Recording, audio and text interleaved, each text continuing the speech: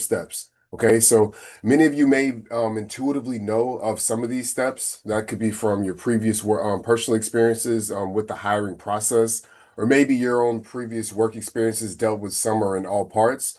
But essentially, we want to provide new employers with guidance and steps to achieve the overall goal of finding an employee that will be successful. Okay. So in each of these steps, they include the various things that you see on the slide: developing job requirements, finding qualified employees, deciding who to interview, conducting successful interviews, and choosing the best person to hire. Now, keep in mind that the overall goal as we go through these steps is to find an employee that will be successful in the job. Okay, so there's some important overall considerations during the application process that all employers should consider, and some of these considerations actually overlap with legal. So this first one is a commitment to social justice regarding the MRTA. And so if you all, pretty sure you all are aware now, the MRTA is the Marijuana Regulation Taxation Act. It was passed during the Cuomo administration, and this is what actually legalized recreational use of cannabis and why we're able to have an industry now. So this requires for you to have a license in retail, distribution, cultivation, manufacturing, as various listings of license classes though. But in that legislation, which makes it beautiful because New York was the only legislation to bake in social equity as opposed to other jurisdictions like California, Colorado. And in the legislation, there's social equity that's tied in due to mass incarceration and also expunges some cannabis criminal misdemeanor records. So, which opens the door for people who are protected class that essentially have criminal records to be able to be considered when it comes to applications. So, the applicants with previous criminal records should be considered for employment in this process. Now, we want you all to be mindful of implicit bias, okay, when considering applicants. But what exactly is implicit bias? So, implicit bias is being overly influenced by one characteristic or trait of an applicant that is not relevant. I repeat, that's not relevant to the job qualifications, okay? And you will see how bias comes up throughout application processes on a regular basis. Doesn't matter what industry you're in. And here's a few like quick examples when it comes to implicit bias. So someone you like recommended a person, but the person doesn't meet the qualifications through the process. And this influences you, and ultimately you hire this person, which may impact the success of your business. Like this is an example of favorable implicit bias because it can be favorable or unfavorable. And to be clear, we all have implicit biases. Okay. And there's another example would be someone applies and is qualified, but unconsciously during the interview, the applicant reminds you of a person the person that you don't hire or that you don't like or whatever. So you don't hire the qualified person. This is an example of unfavorable. Okay. So this is so important in the hiring process because an implicit bias may not necessarily be illegal, but one of the other overall considerations during the application process is that there are illegal practices, which actually leads me to my next point. And this is where legal considerations during the application process. So we just touched on a few things employers should consider during the application process. But what are the important legal considerations during the process that employers should have in mind? And here are a few legal considerations that we want to introduce and we'll be addressing throughout the presentation and other relevant sections of the steps during the application process. So that ties into criminal records, discrimination and accessibility, pay, there's legal considerations when it comes to that, and internet and social media. So as we continue, we want you all to think about these particular legal considerations that I just listed. All right. Now, when it comes to criminal records during the application process, it's important to note that applicants with an MRTA expunged criminal record can legally answer no to having a cannabis criminal record. The New York State Clean Slate Act seals some criminal records after a waiting period, and just let you know that waiting period under the Clean Slate Act is if you have a felony, it's an 8-year waiting period, and if you have a misdemeanor, it's a 3-year waiting period. Okay. And New York State and local laws vary when it comes to when it comes to what can be asked about criminal records during an application, interview, and the background check, as well as the offer. So, example, in New York City, they cannot ask about a criminal background check or whatnot until a conditional offer of employment is made. But upstate, like where Buffalo is, I think, for example, they can ask you after the first interview. So I guess all the local jurisdictions vary on it, but the point is that there's parameters about when they can ask you about a criminal record. So you just need to be mindful of that. Now, New York state, local, and federal laws protect employees and applicants from discrimination, harassment, and retaliation based on protected classes. And this also applies to contractors, interns, and volunteers. But let's just kind of slow it down a little bit. What is discrimination?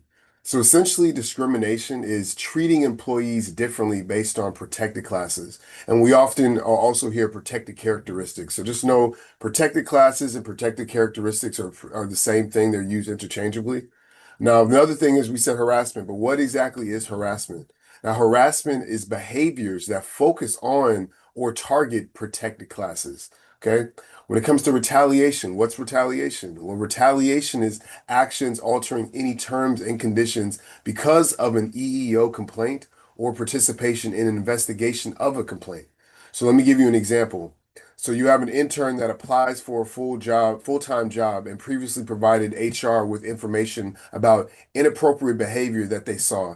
And it would be considered retaliation if the employer refuses to interview the intern for the job because they went to HR. Okay, so that's a prime example of retaliation. All right. Then you have reasonable accommodations. Okay, reasonable accommodations, they're for certain protected classes, and they also can be requested related to the application process.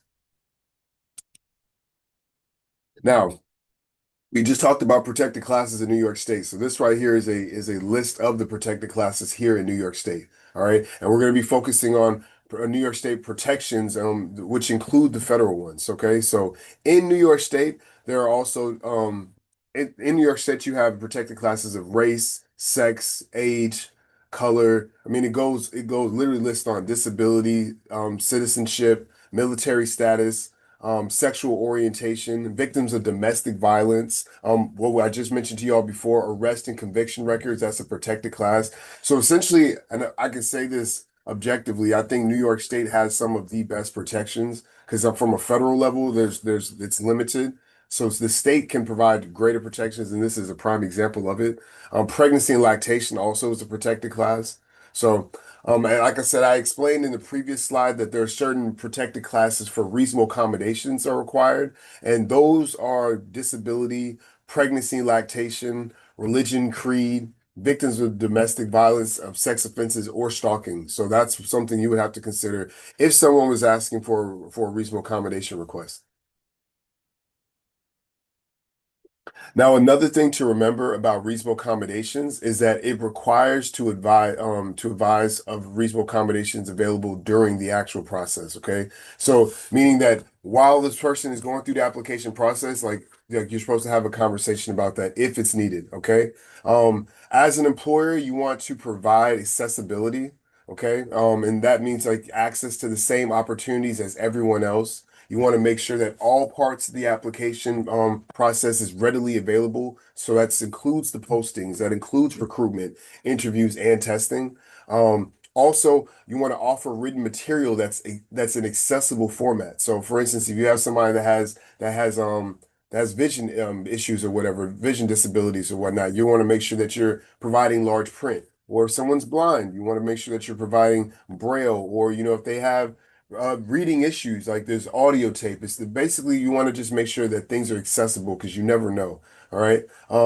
Now, when it comes to undue hardship, okay, unless the reasonable accommodation or accessibility causes an undue hardship, that's tied into the application process, which means that just because someone asks for a reasonable accommodation doesn't necessarily mean that they're required to get it. Okay.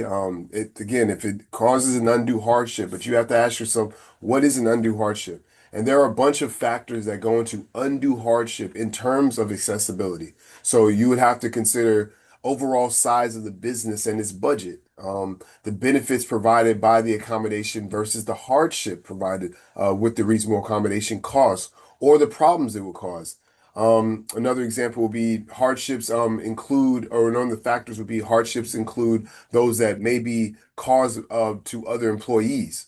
And remember that this must be reviewed on a case-by-case basis. So just because one person actually receives a reasonable accommodation does not necessarily mean that the other person will too. It's a case-by-case basis, okay? So just be careful because it's more difficult to prove a hardship, even, and it's even more difficult to prove it during the application process. All right. And lastly, all medical information must be kept separate and confidential. So if someone's requesting for a reasonable accommodation during the application process, you can't be a chatty patty. You can't, talk about it to other people and mention that this person had a reasonable accommodation. It has to be kept separate and confidential because we also have privacy rights here in New York State. Okay, so let's move along. Remember, the overall goal is to find an employee that will be successful in the job. Okay, and in order for us to achieve that goal, let's dive into the first step of the application process, which is developing job requirements. So here are some overall questions that we'll be covering in this section that we want you all to be thinking about when it comes to the first step of developing job requirements. All right. So I'm going to read these off. What are job-related duties and responsibilities? What are ways to identify job duties and responsibilities? And what should a job description include? Okay. And again, we want employers to remember that while posing these initial questions, that you want to be thinking about what will make this person successful in the position. Okay, so the first step is important to focus on job-related duties and responsibilities, okay? But the question now is posed, what are job-related duties and responsibilities?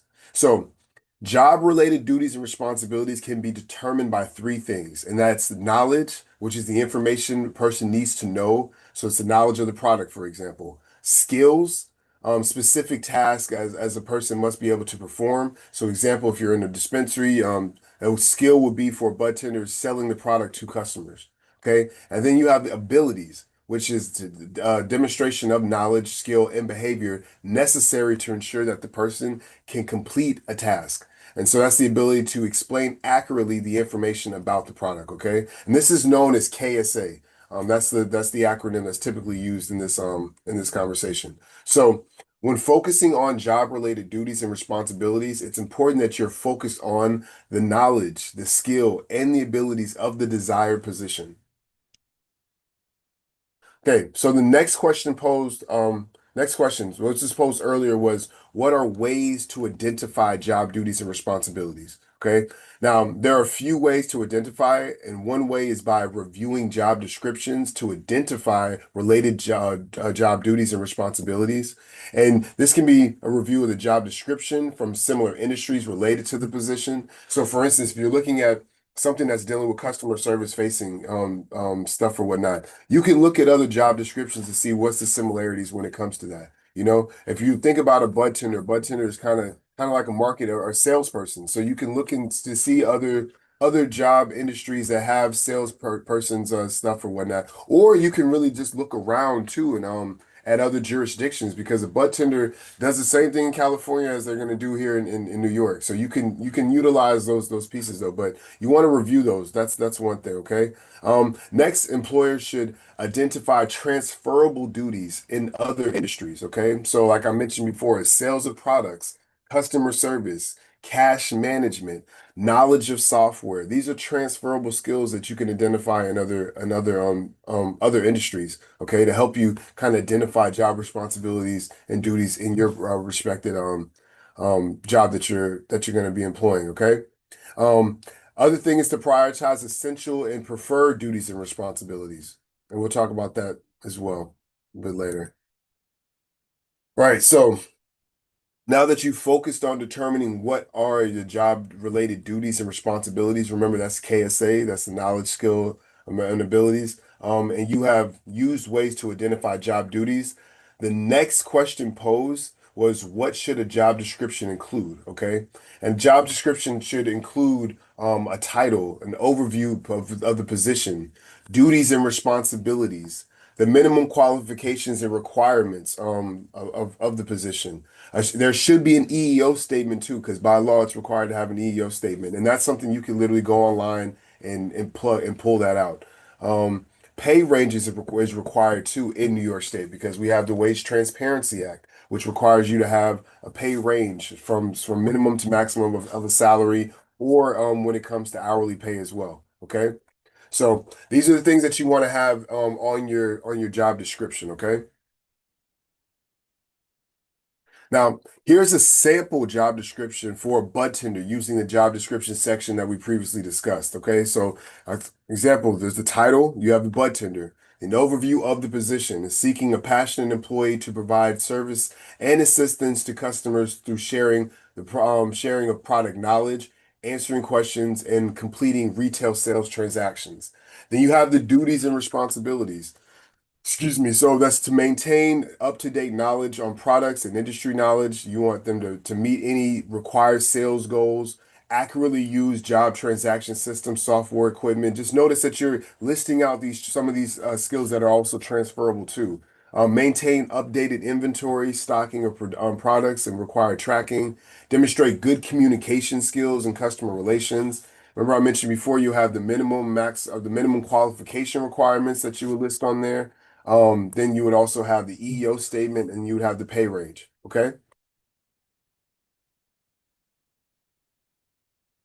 Now, oh, and the last thing I want to point out too, the reason why these portions are like title, overview, and duties are highlighted is because these are needed for the job related section. Okay, because this is the job related section that you have that we had just talked about.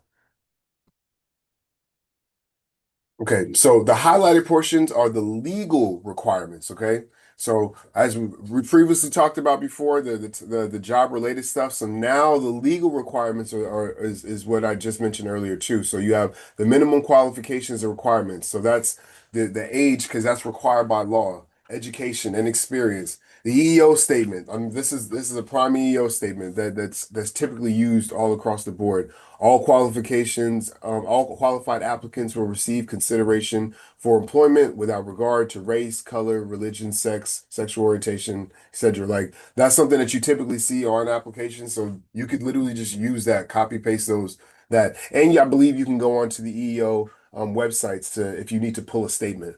Then you have the pay range required because remember what I mentioned to you before. There's the Pay Transparency Act here in New York State. So you are required by law to provide the minimum and maximum salary or hourly rate.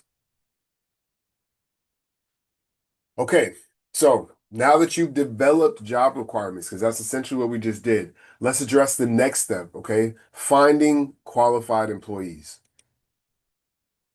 Okay, so here's some questions that we're going to be posing in this section, and by the time we finish this section, you should have the answers to these.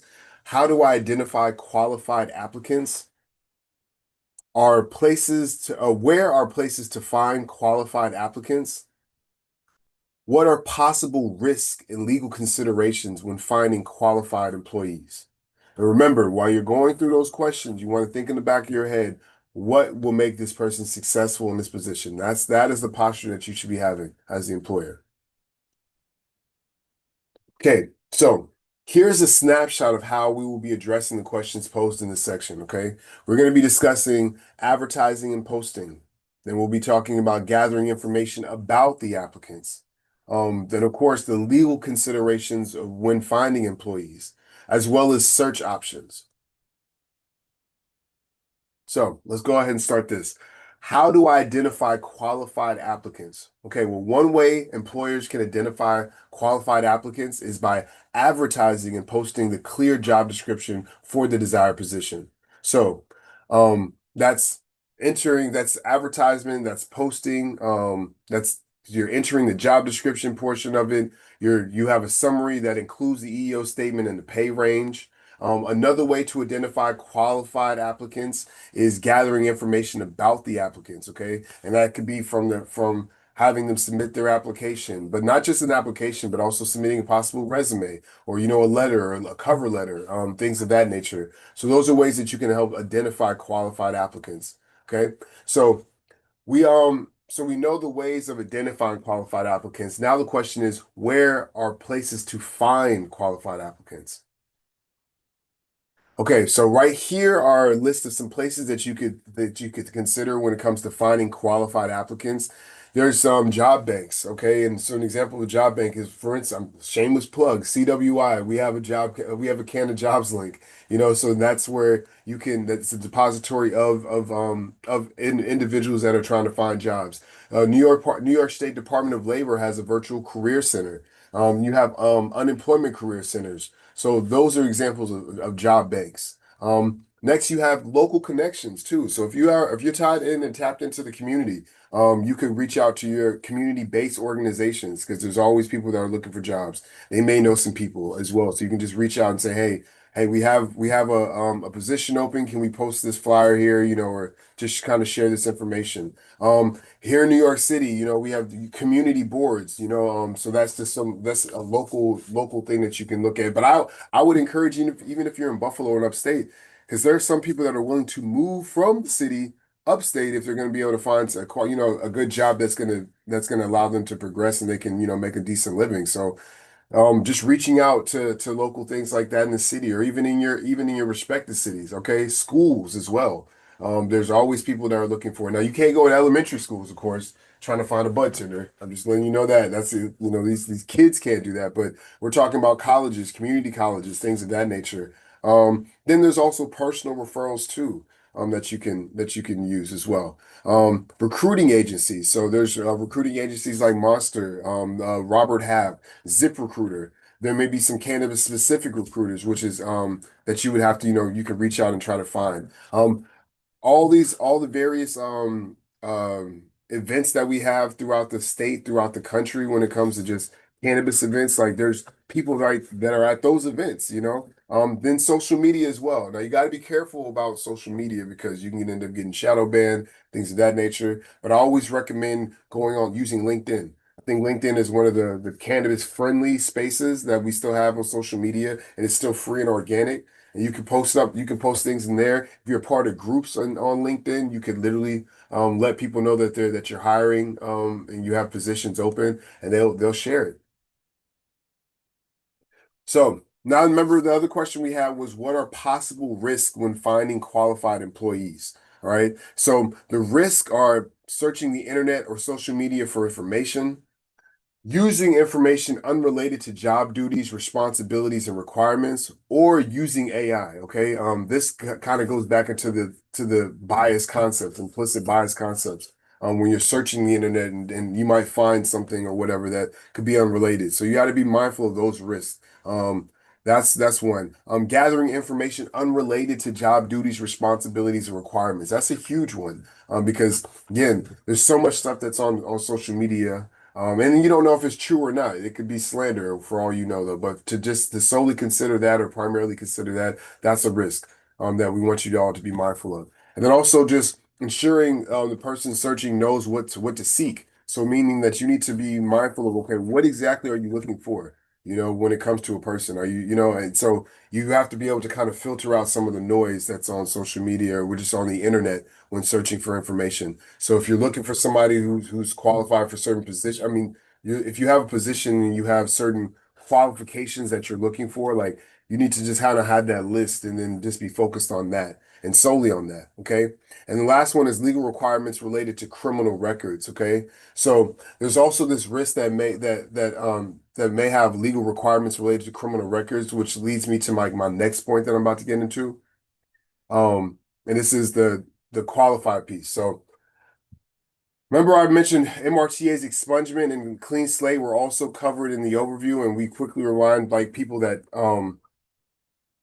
those pieces help people with criminal records because they're extremely discriminated against in the workforce and they shouldn't be, which is why you have these records in place. So applicants with the MRTA related expunged criminal record can legally answer no to having a low-level misdemeanor cannabis criminal record. So I just want to be mindful of that. And remember, I mentioned to you before about clean slate can seal some records after a waiting period. So after a felony, it's 8 years. After a misdemeanor, it's 3 years. And there's exceptions within that too. Um, And then you have, like I said, the ban the box pieces. So employers cannot ask on an application during about having a criminal record and or pending cases. That's the ban the box. So you can't have that on applications. And the reason why is because if you guys remember back in the day, there used to be that on applications. Employers would see the moment someone checked that box off, and they would throw the application out. And sometimes those are some of the most qualified people. So we're just trying to make sure that we're giving everybody a fair chance. Okay.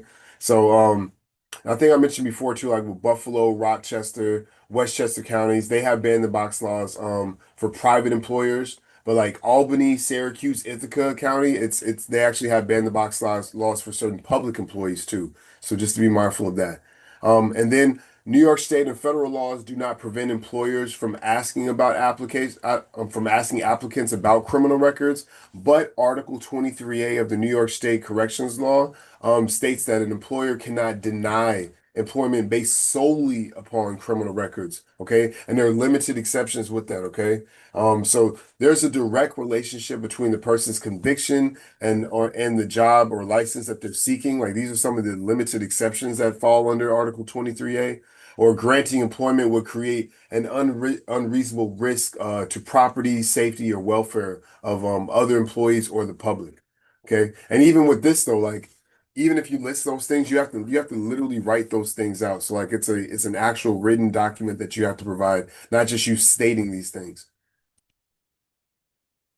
So as an employer, remember the overall goal is to find an employee with that will be successful in the job. Okay. So now that you've developed your job requirements for the position, and you've identified qualified applicants, now let's address the next step. And the next step is deciding who to actually interview. Okay, so these are the overall questions we're going to be covering in the third step of deciding who to interview. What information should be considered when deciding who to interview? How do I compare the candidates when deciding who to interview? And by the time we finish this section, you should have the answers to these questions. So remember, we posed the question, what information should you be considering when deciding who to interview? Now, when determining what information would be considered, the best practices and what we encourage is to focus on relevant information, okay? So you want to prioritize the duties and the responsibilities, okay? You want to consider whether there are gaps with any current employees. So you want to just really kind of pay attention to what you have in your workforce and try to identify those pieces. Now, now that you've done that, the next question is, how do you, as an employer, compare the candidates to decide who to actually interview? Because you don't want to waste your time. All right. And that can be done by developing a method to compare information. So we encourage you to develop a method to compare information. All right. And this is where you can list each of the job duties based on priority, meaning that based on the needs that you have in your workspace. And you can also, we recommend considering a rating information. So you can have listed out, what's a strong priority, what's a minimal priority, what's not a priority, etc. And that actually leads me to my next point too. So this right here is just an example, okay, that I just talked to you about as far as just how to develop a method to compare information. So you can list each job duty based on priority, okay? And then here's a sample comparison chart. So you can have a column for the applicants, and then if your priority is selling products, knowledge of the product, use of computer skills, organizing products or whatnot, you can rank them. So if selling products is strong, like that's something that you would be able to, you could literally rank, and you can have each person, you could literally have a compare and contrast kind of chart. And based on your needs, because remember I told you before, you need to focus on what you need in your actual company. Like you that can help you determine who's the best fit. All right. So this right here is an example, of just of a sample of, okay, person one, they have they have they have minimal when it comes to just the ranking, minimal when it comes to selling product, but they're very strong in the knowledge of the product, all right? Then but and when it comes to computer use, they have none, and organizing they have none. but the person two is strong in selling the product, but they have no knowledge when it comes to the knowledge of the product or whatnot. So that means they're a great salesperson, they just don't have any knowledge base on it.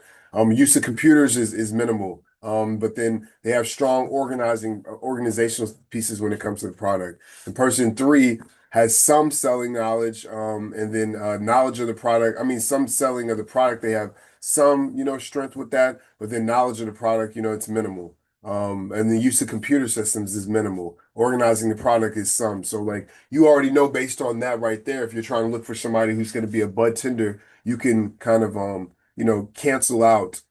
You can decide which one is more important, selling the product or the knowledge of the product piece though. So you, like I said, you have to really compare and contrast. But this is what we would suggest rating is for the candidates, and you go through that piece. And now that you have a way of comparing applicants that you would like to interview, let's go ahead and move along to the next step.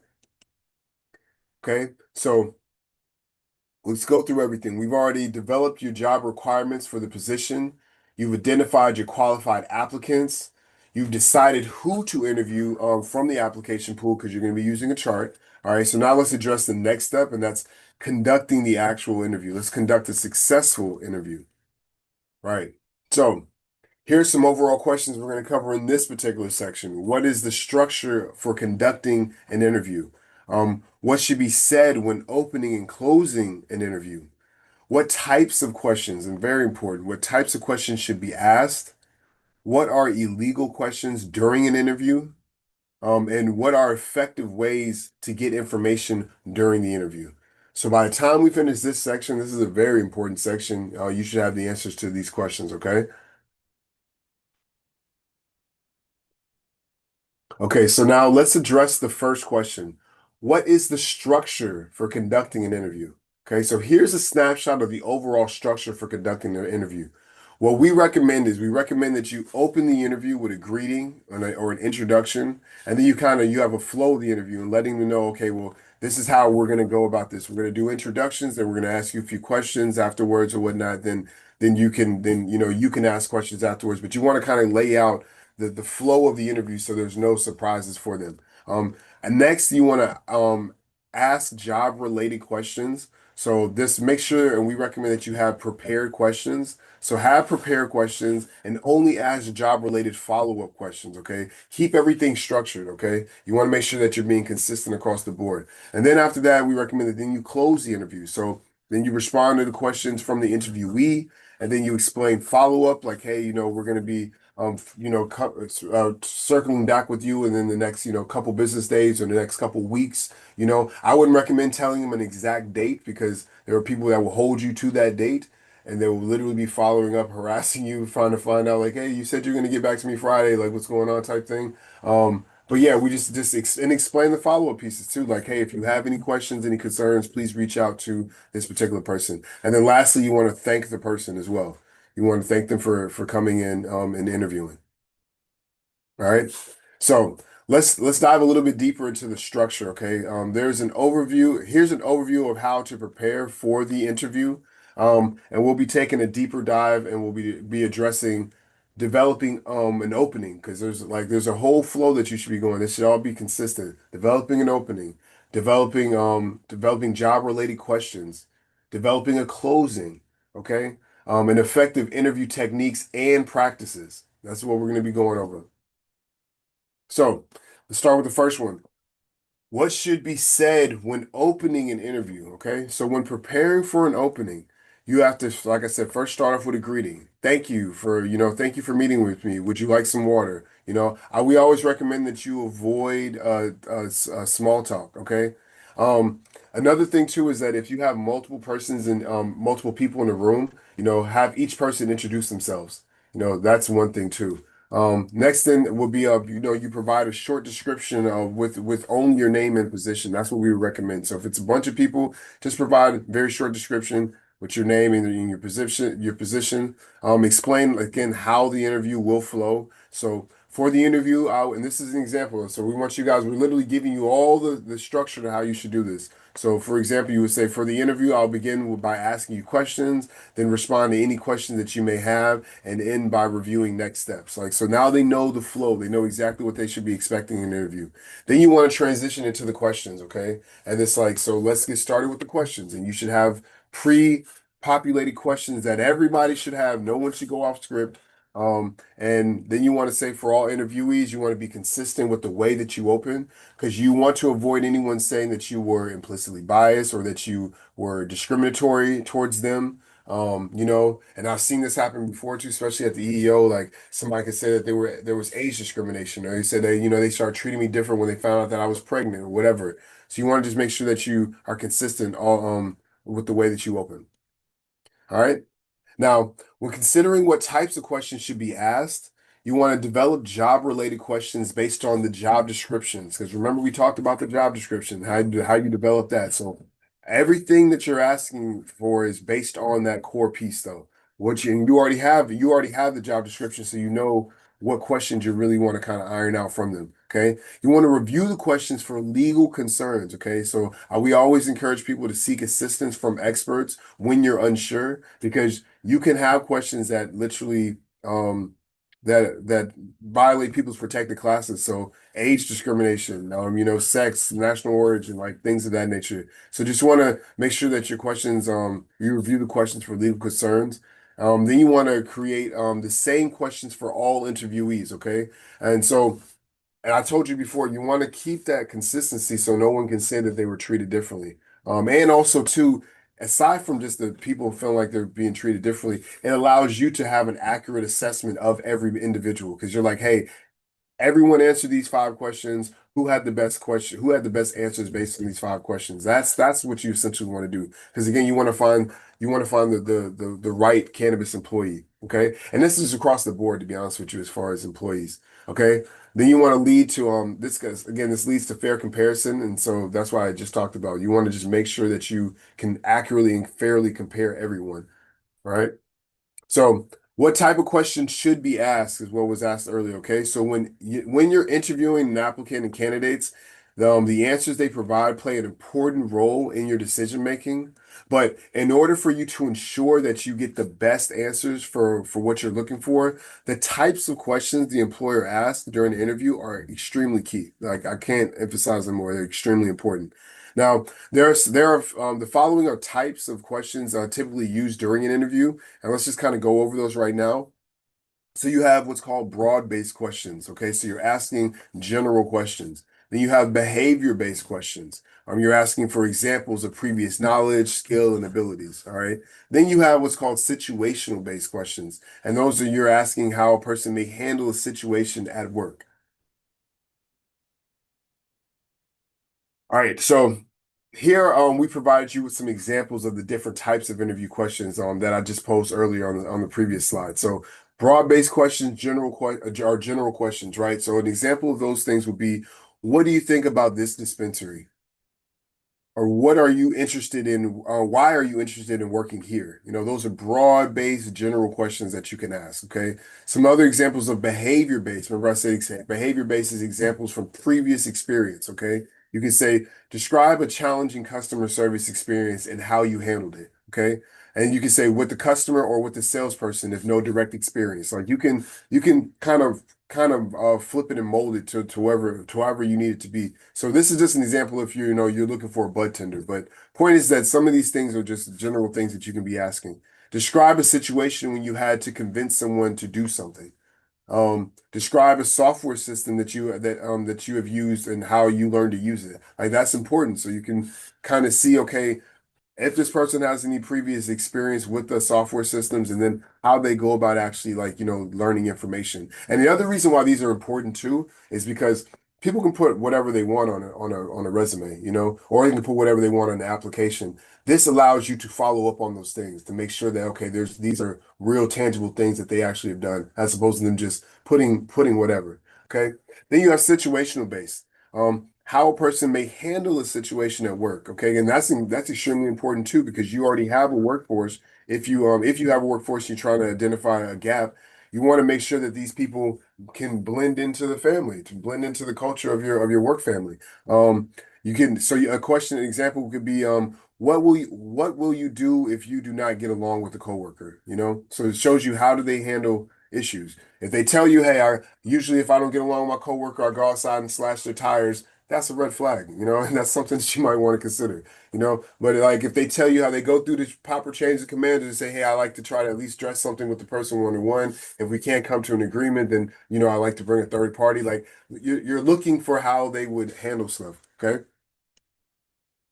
All right. So next, as you begin to formulate interview questions, we want you all to ask yourself, what are illegal questions during an interview? Okay. And now here we've listed some areas where legal considerations are applicable during this step. And so just notice that we've touched on these earlier. So we want you all to see how these legal areas can cross over to the other steps of the process. All right. So remember, we talked about discrimination. So remember, federal, New York State, and local laws protect employees and applicants from discrimination, harassment, retaliation based on protected classes. Okay, so you got to be sure your questions aren't discriminatory based on a protected class or characteristic. All right. So I'll give you another example too. FYI, in New York State, there's the Crown Act, and the Crown Act is it's an acronym for Create a Respectful and Open World for Natural Hair. That expands the definition of race to include discrimination based on texture and hairstyle. So you guys may see I have locks or whatnot. This is considered a protected class. You know, and if you have straight curly hair or whatever, they're all considered protected classes. So you got to be very mindful of that piece as well. When it comes to salaries, all right. You got to be very mindful about the salary piece too. Asking someone how much were they paid in their previous position. You have to avoid those things because remember it goes back to the Pay Transparency Act. And that's something that like I said, we have to be mindful of. It's a legal requirement, it's a statewide act. So you have to be very mindful about salaries, okay? When you're talking about this, especially in the interview piece. Criminal records. Remember in New York State and local laws, they vary when it comes to when you can ask about a criminal record. So if you're upstate, I believe it's Buffalo.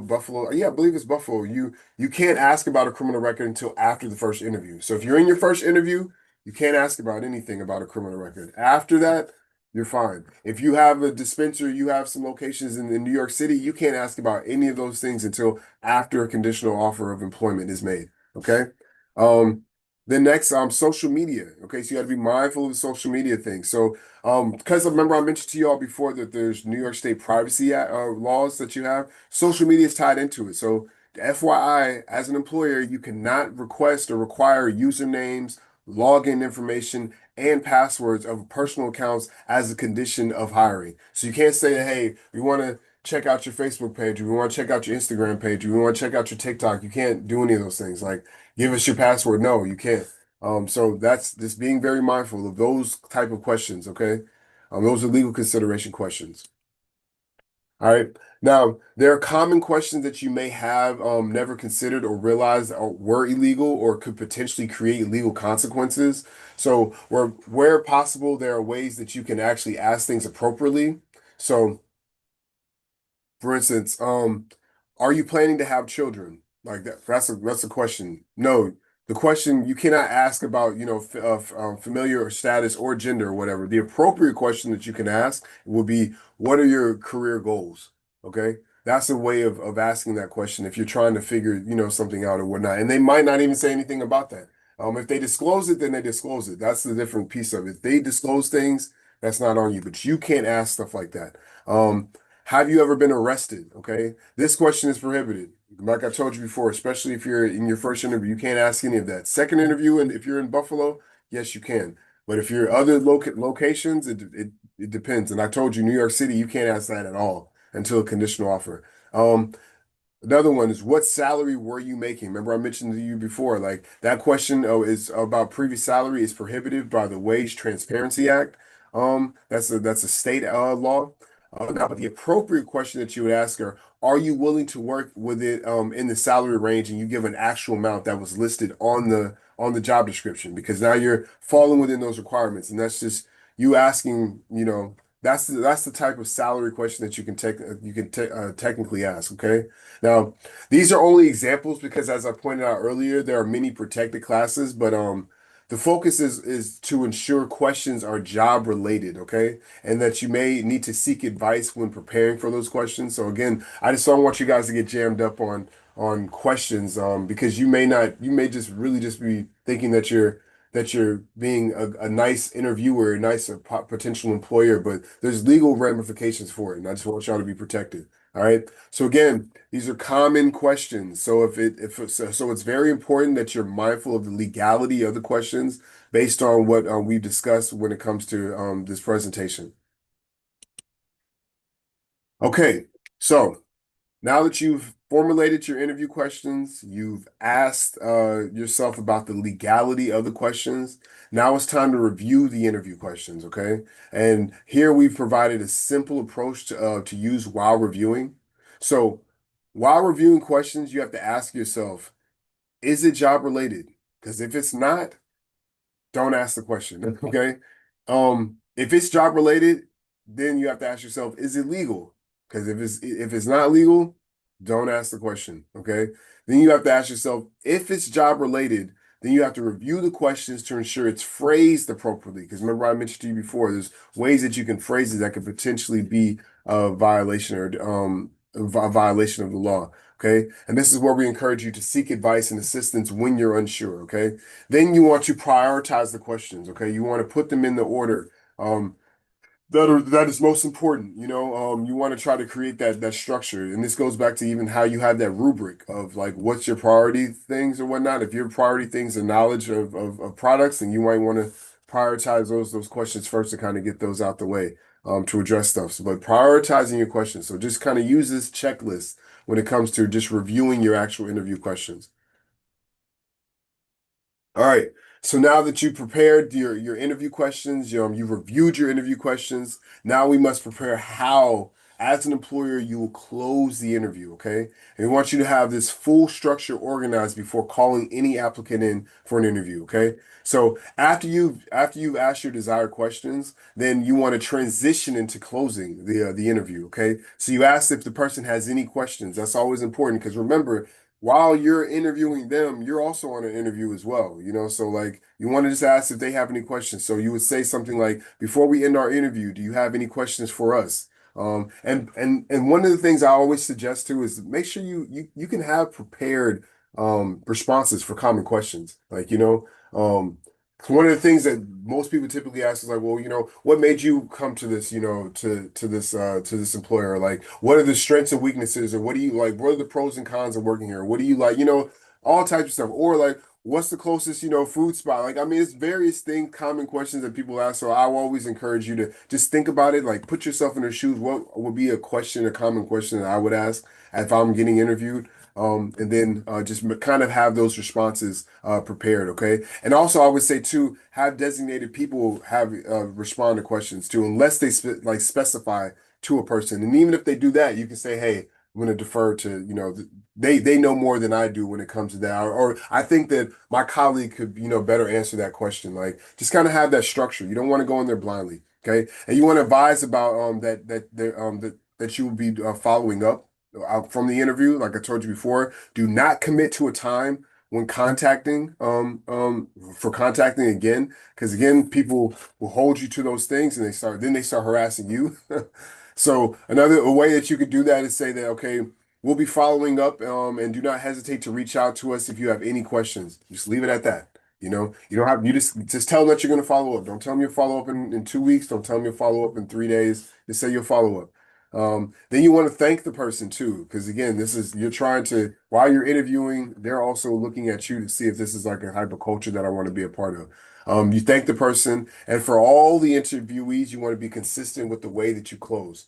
And again, there's the reason why I'm telling you this is because there's the legality issue of that, because you don't want someone to say that they were discriminatory. Because guess what? All this information, your interview, your notes, all those things are admissible in court if someone decides to sue based on discrimination. Okay. So just want to be mindful of that. All right. So here's a snapshot of the structure for conducting the interview that we've gone over in detail about. So just remember that, when you're talking about an interview, you want to open the interview with the greeting, the introduction, the flow of the interview, how it's going to go about. And remember, if it's an introduction with people, if it's multiple people, you just give them your name, position, make it very short. Ask job related questions. So ask prepared questions. Do not go in there freestyling any questions. Make sure everyone should have a list of the questions that are going to be asked. You guys should also even have who's going to ask what questions, okay? Also, only ask job related follow-up questions. Do not ask anything that's outside of the job scope. Then you want to close the interview out. So you want to respond to questions from the interviewee. You want to follow up, explain the follow-up process that you have. And then you want to thank the person. And that's it. Okay. You want to be consistent across the board. Okay, so now that you have your structure down and you have your questions ready to go, okay, we want to address some important listening and communication techniques while conducting the interview. Because it's great if you have all this stuff, but if you don't have the communication and listening tech pieces of it, it doesn't really matter, okay? So the goal is to gather information to determine who to hire. So technically, listening should be 80%. It should be 80-20 rule, okay? Listening, you should be listening because again, you're trying to see if the things that they said on their application, the things that they said in a phone interview, possibly, like, are they matching up with what they're saying to you in person, if this is like an in-person thing, or if it's a virtual one, whatever. You just want to make sure you're is lining up with everything that's been submitted with the application piece. Then there's 20% talking, okay? But in that 20%, there's a breakdown of those 20% of the 20%. So 10% of that 20 should be asking questions. Then you have 8% of that 20% is responding to questions. Okay. And then talking to about yourself or the position, that's 2%. So, like I said, as you notice that it's not a lot of you talking. And I've been in interviews and seen interviews where people have just been chatty patties themselves. They talk more than the interviewee. So it's like, what are we doing here? So that's the goal because you don't want to waste your time. We want you guys to be, you know, efficient in this stuff, okay? Then you want to ask a person to repeat information if you've missed it, because it happens. If you're taking, especially if you're taking notes and things of that nature, you might miss something. So you want to be clear. And I think it's just if you're trying to find the right successful person or whatever, you want to make sure that you're clarified on a point because you might have misinterpreted what they were saying. And sometimes people just talk too fast or whatever. So ask them to repeat. There's not a problem with that. If a person raises personal issues, do not respond. Okay, try to ignore or continue the questions that you already have listed. Okay, that is not that. So what you can state is like that is not information we use to make employment decisions because sometimes people will kind of dive in their own personal like story into something that's professional. So um, yeah, that's what I would say when it comes to that piece, though. Just make sure volunteering information that's not related to the job or interview. You respond with, this is not information that we will use to make employment decisions and kind of keep it moving, or try to ignore it and just kind of keep going. So we believe that if you use these techniques in conjunction with what we recommended, as far as the structure, you'll essentially maximize the effectiveness of your interview. All right, so we've listed some recommended best practices for employers when conducting interviews. This list should serve as a supplement to the recommended structure that we've gone through. So we recommend that you use the same questions for each interviewee. As I've mentioned this over and over again, the reason why I say that is because I want you guys to avoid any potential lawsuits that state that you were discriminatory towards them. So if you keep the same structure, you can say, hey, we asked everybody the same questions, okay? Know the candidate's application and resume. Please make sure that you actually look over it.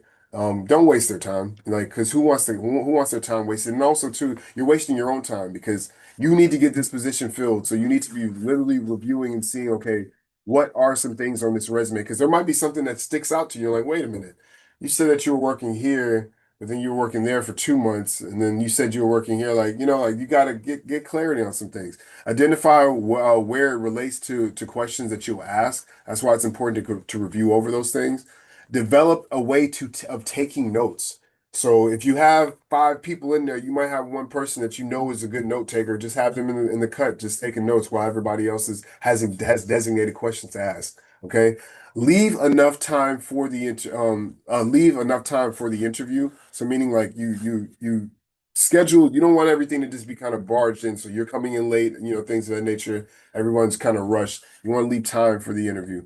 Um, and do not engage in side discussions that are not job related. That's important too, because again, this person is spending time to try to, get employed in your establishment. Time is money, literally. So you just got to be mindful of that. No side discussions. And also too, you don't want to open the door for someone to say that, hey, I think they were talking about me. They were talking about my hair. They were talking about my weight. They were talking about whatever. Like that cannot be true, but the point is that it's the perception is reality for some people. So you don't want the optics of that. All right. It's just professional wise, it's not professional to have to do that. Then when you're unsure of an issue, do not ask the question or comment about something. Like if you don't know, just say that you can always interview the person later again. Don't don't just raise something that you're unsure about. That's the biggest thing I want to point out to you guys too. Do not ask questions or comment about something you are not unsure about. So if you don't know, just say you don't know, or you'll get back to them, something like that. Okay. Now, okay, so now that you've developed your job requirements for the position, you've identified qualified applicants, you've decided who you want to interview from the application pool. You have properly conducted the interview, which is very important. That's like one of the most important parts. And brings us closer to like our overall goal. So now let's discuss the next step, which is actually choosing the best person to hire. Okay, so here's some overall questions we're going to cover in this section. As far as choosing the best person to hire, how should the final candidates be evaluated? What additional information can be requested about a final candidate? And what are legal considerations when deciding who to hire? Okay, so we are at the point now that you have some prospects that you decide that for your desired position, but the question now poses, okay, how should decide how should the final candidates be evaluated essentially? And so first we recommend that you list the job tasks you want to compare, meaning so you have everything. Remember that chart the rubric that I gave that I mentioned to you guys earlier, and I'm gonna show it in the next slide too. But that's what you want to have all those things listed that you want to compare. So you want to review the ratings allocated when deciding who to interview. You want to prioritize the job duties for selecting final candidates, and then you want to consider rating information provided for each of the job duties. Okay, and then you want to identify candidates you want to compare. So now that you have a list of the tasks you want to compare, now you identify the candidates that you want to compare. So that should be that column where you review your notes from the interviews, remove anyone that did not meet the qualifications during the interview, so that could just save you time, and consider rating information provided for each of the tasks. And then after that, then you compare the candidates. All right. And so, um, again, remember too, I just want to point out too about when you're identifying candidates that you want to compare, just think back to our discussion about implicit bias. You want to make sure that you're literally focused on the things that were in the interview, the things that are on the application. You want to remove any implicit bias. Okay.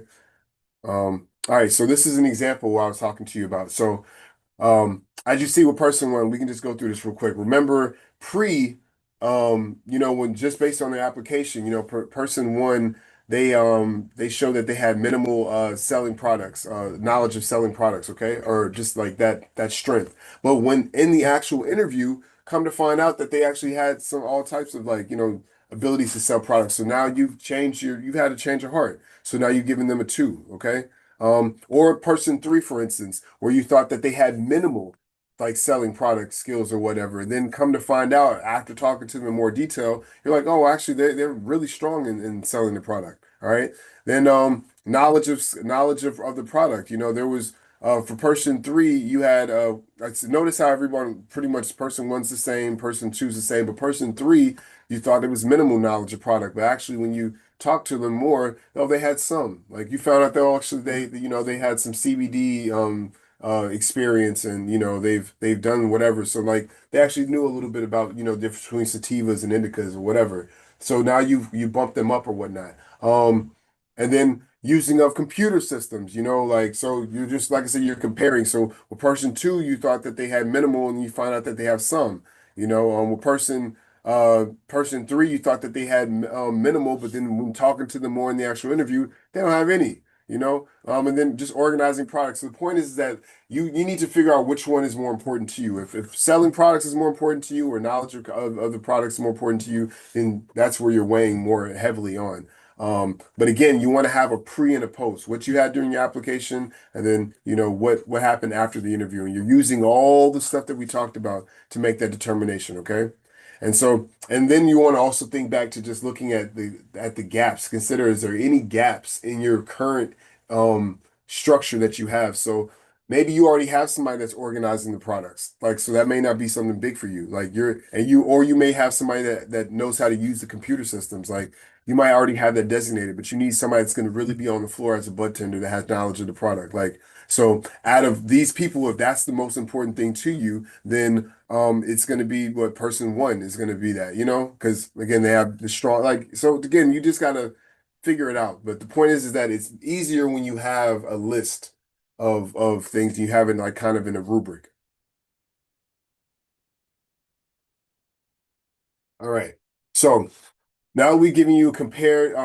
Now that you've actually compared the candidates, there's some things that we want you as an employer to consider for your final candidates. Okay.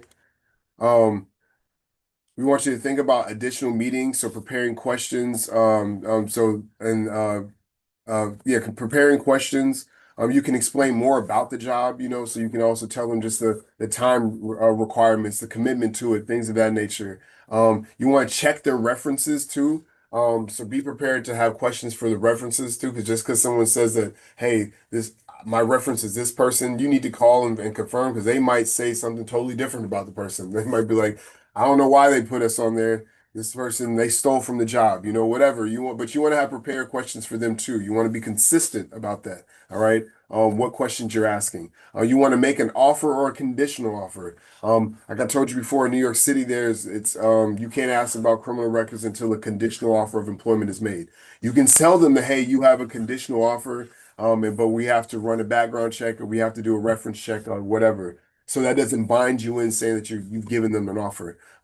Legal considerations as well. You want to think about that for the final candidate to make sure that all these things follow up. And then once final candidates confirmed, you want to follow up with all the applicants. I think that's common courtesy to be like, hey, thank you for applying. We went another direction, but we encourage you to apply for any future positions that are open, things of that nature. Just don't leave them on high and dry. Because if you say that you'll follow up with them, then you should follow up with them, for better or for worse. Because, um, that's what I think you at least owe them, that part. So, last thing I want to say too is just you want to just make sure that you're checking your local jurisdictions to make sure that some inquiries about criminal records don't violate applicants' rights. So, like I told you before, upstate, certain places, like I know in Buffalo, it's after the first interview. So you want to just make sure that you're following those things and you don't get jammed up for discriminatory practices. All right. So remember, we raised the question, what are legal considerations when deciding when to hire or who to hire?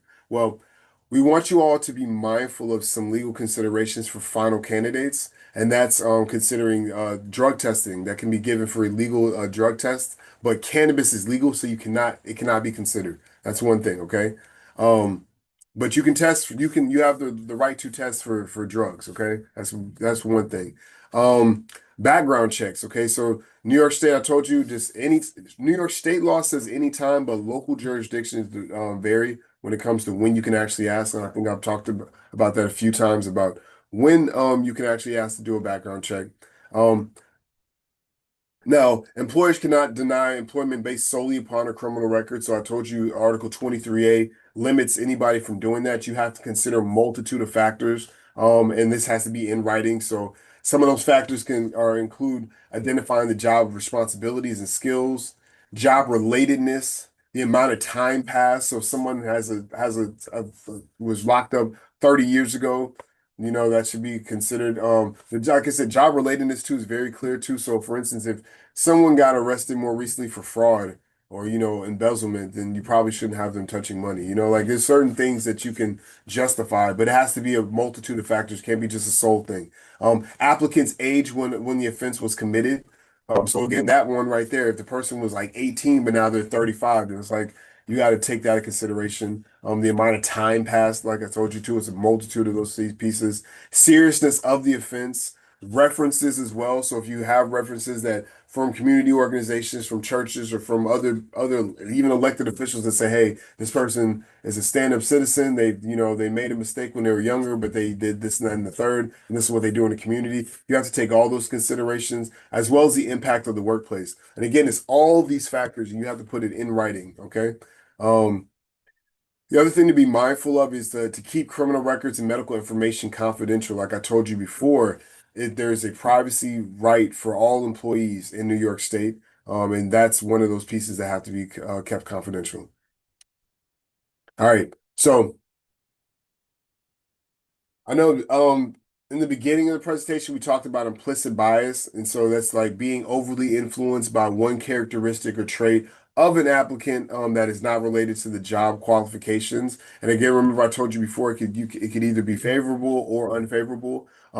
Everyone has biases, but you want to just be mindful of just some of those biases. So here are just some examples of those things. Judging a candidate's resume based on the most recent job and nothing else, judging candidates solely on a positive or negative impression, such as enthusiasm during an interview. The interviewer believes tattoos mean a person will not be reliable. That's a lie. You see, I got a whole sleeve and I'm an attorney, so, but that they're not reliable to ask direct questions about tardiness or missing days of work. Selecting a candidate with similar interests, backgrounds, or experiences, such as growing up in the same neighborhood or liking the same sports team, or, whatever. It can be all types of stuff. Like those are biases, implicit biases that you want to avoid, okay? Um,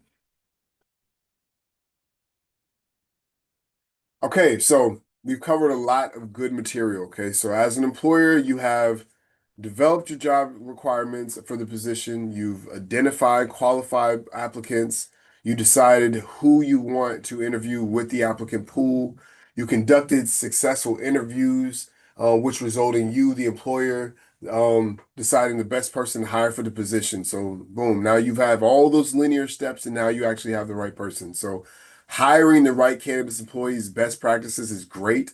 The way to ensure that you stay on track and are consistent with your goal, because the goal is always just hiring the best person for the position. So here's a brief recap of the steps during the application process that we just went over. Remember, I told you it's linear steps, so you cannot skip these steps. It's develop the job requirements. Then you want to find the qualified employees. And then you want to decide who to interview. Then you want to go conduct a successful interview, and then you choose the best person to hire. Okay. Remember that like we want you to be mindful of, again, these are linear steps. I can't repeat that even more. You can't go from developing job requirements and then conducting successful interviews. You have to go step by step. You cannot skip steps. All right. And following these instruction steps for the process whenever you're seeking to find an employee will ensure that your search runs smoothly. Like literally all companies they follow these linear steps, okay? And I think now because we have a newer industry, this makes it easier for you to follow through. Okay. So if you get into the habit of making this your process, we believe that you will be essentially better equipped with finding an employee that will be successful in the job. And like I said, always remember that the overall goal as you go through this is go through these steps is essentially to find an employee that will be successful in the job. All right. So right here is some best practices that we want all employers to consider when you go through the steps. And so you want to focus on the job related duties and responsibilities. You want to develop clear job descriptions. You want to broaden your search options. We listed that we told you guys how to broaden those search options. You want to identify a method to evaluate and compare applicants. You want to develop the same job related questions for all interviewees. You want to be consistent with all interviewees. You want to be aware of the type, method, and timing of gathering information. You want to follow up with all applicants. Okay, I'm telling you, follow up with them once a person's been hired, so they're just not sitting in limbo. And then you want to seek advice when unsure about issues and legal considerations. So these are just best practices that we believe when it comes to just hiring the right employee that will be essential for you guys. All right. So This is one of my favorite slides. Essentially sums up our goals for creating a fair and equitable workplace through our CWI educational training. It starts with respecting employees, and then we want fair and equitable workplaces that are inclusive, that allow employees to have a voice, where employees are affirmed in their identity that they have, and they're treated with fairness and equity, safe working environments, and good benefits and compensation. So the hiring process plays a vital role in establishing this type of workplace. So this is where again the buck starts with the employer starts from the top down. Okay. And so that's the end of it. You guys can scan the QR code. We have a lot of material. If you want to watch this, we have this online as well. This is one of the classes I developed, so I've recorded it. So yeah. And please scan the QR code. There's other resources there as well. And now we can just open the floor if there's any questions. Yeah, Charles, thank you. I appreciate that. That was extremely informative. Um, Oh, there was definitely some things that were there that I know I took away from. That should be common sense. Some of the stuff you hear it and you're like, oh yeah, of course, but you don't necessarily do it. I'll probably be stealing. That is not information we use to make employment decisions. I thank like that. you. I like that phrase. I do hiring myself, so I'll definitely Hmm. have to use that. And Yeah. even saying things like how to frame an interview. How do they come in? Who's doing note taking? Things like that. So again, just kind of putting that in front of people so they can think about it doesn't hurt, right? Oh, yeah. So yeah, thank you for everything. I appreciate that. Nee, I don't know. Do we have any questions come in? We don't have any questions, but I actually have gone through a couple hiring process myself. So I actually have a question for Charles. I think this is All right. can be top of mind. In the application process, we know a lot of employers, this might be their first time hiring, growing their team, growing their cannabis business. And Hmm. they're looking really for ways to be able to hire quickly. Maybe they're using a Google form, right? I think that's one of like the most popular ways to maybe create an application really quickly. You want to post online, post on LinkedIn, Instagram. What are your thoughts on using formats like that on Google Forms? Should employers also just have a paper copy? Because what if Steve emails and says, hey, I don't have access to Google? Maybe there's a reason. Should employers be ready at a minimum to accommodate applicants? Yeah, I think you can. Well, let me answer the first part. Yeah, there's no problem with having a Google form, because again, you're you're a small business owner, you're a startup business. I mean, you don't have the funds at this moment, as you're starting off. So you got to do it the best way you can. The main thing I just want you to take away is just having the structure for it. So you can put it on a Google form, you can put it on any form, but having that structure, so that's good. And I would recommend having a physical paper copy, period, though. You don't have to have, 500 copies or whatnot, but you should at least have your team should have something like that, or you should have that because you want to try to be accommodating because you never know that person that may not have access to an email thing could be going through all different types of stuff, but they might be literally one of the best employees that you could get. So you don't want to miss the opportunity because you didn't want to you wanted to go paperless. I think that that's important. And so yeah, but Google Forms are fine. It's just making sure that you create that process. In fact, it might be easier for you to use Google Forms to create a rubric. Like anybody can create a rubric. Anybody can create these questions and stuff like that. It's just about having those linear steps and processes and having it accessible to your team. That's the other part too. So you can, but yeah, there's nothing wrong with that. But I do encourage you to have at least a physical copy. So yeah. All right. Anything else? Nee, you got any more? No, awesome. I think this was a great webinar. CWI is looking to collaborate more with Buffalo Cannabis Network. So we're super grateful for everyone that showed up today. We hope this information was valuable to you and it helps you grow your cannabis business in a way that is meaningful and impactful. And we look forward to more iterations of these, more different classes. If you have any suggestions, feel free to reach out, tap into the Buffalo Cannabis Network so that we can find ways to, whether you're an operator, a licensee, a business owner, we can meet you where you're at to provide you with the information, the education that is going to be most helpful to you. Yep, and we appreciate the partnership with the Cannabis Workforce Initiative and the work you guys are doing to educate and support the industry across New York. I'm sure we're going to be hosting other webinars. Look for in-person ones. Keep an eye out for that. Visit buffalocannabisnetwork.com for more events. We got our summer sessions coming up starting June 24th at the Soul Pool Club. That's going to be, an in-person event. We're going to have DJ tables, meet people behind the companies. Should be a great night. We've done it a couple years now. So look for a lot of different events to constantly connect in the community. Any questions, Steve at buffalocannabisnetwork.com. And thank you again, CWI. Yeah, Appreciate you. no problem. You're welcome, Veronica. You're welcome, Mark.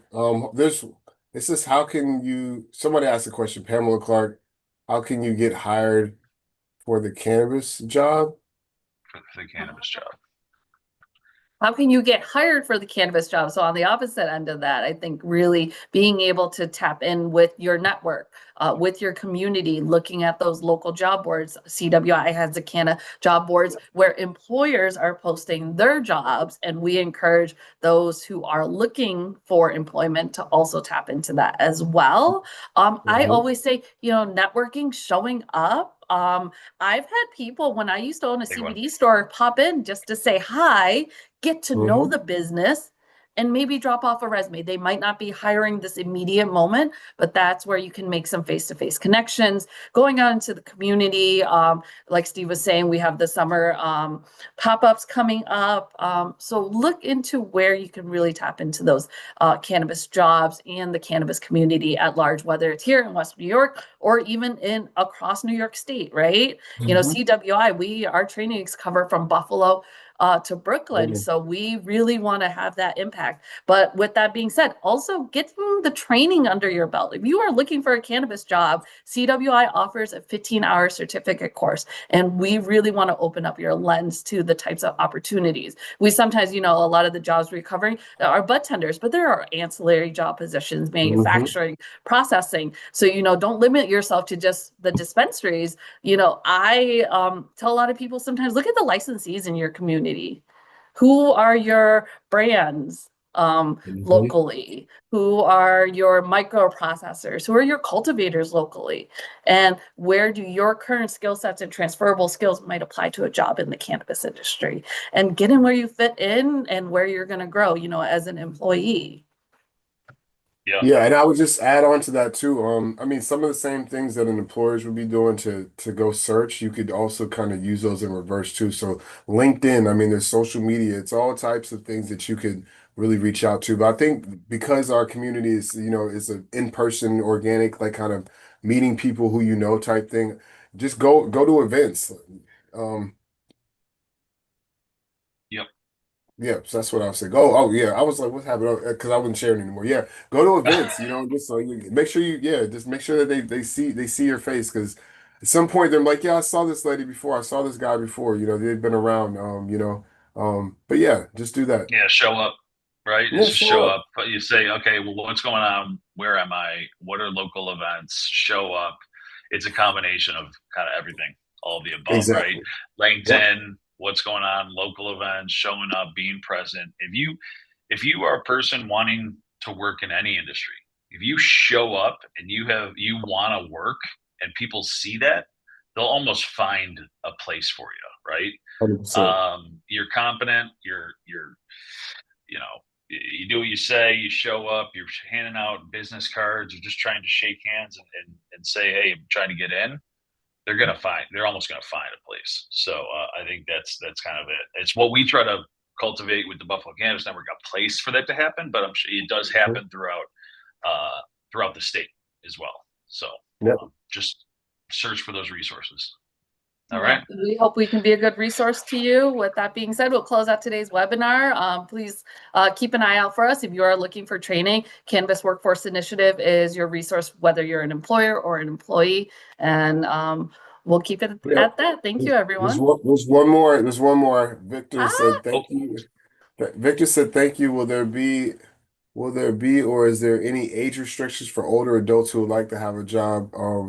or work in the cannabis industry? No, because your age is a protected class, so you should be able to apply for anything. And honestly, with you being older too, that might benefit because you might have a lot of transferable skills. So age should Hmm. never is not an issue. Well, I mean, well, you can't be like, Oh yeah, 17, minimum. That's 18. it. Yeah, yeah. So it depends. But yeah, but older adults, no.